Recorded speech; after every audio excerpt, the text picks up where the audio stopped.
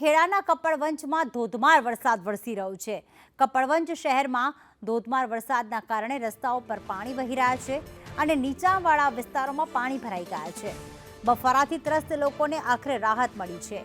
ખેડાના કપડવંજના આ દ્રશ્યો જ્યાં લોકો ત્રાહિમામ પોકારી ઉઠ્યા હતા બફારાથી, ઉકળાટથી અને આખરે ત્યાં મેઘમહેર થતા વાતાવરણમાં ઠંડક પ્રસરી ગઈ છે। જો કે દર વખતની જેમ રસ્તા પર પાણી વહેતા થયા। કરુણેશ, અત્યાર સુધી કપડવંજમાં કેટલો વરસાદ વરસ્યો છે? આજે સવારથી જો વાત કરીએ, લોકો વરસાદને કઈ રીતે માણી રહ્યા છે?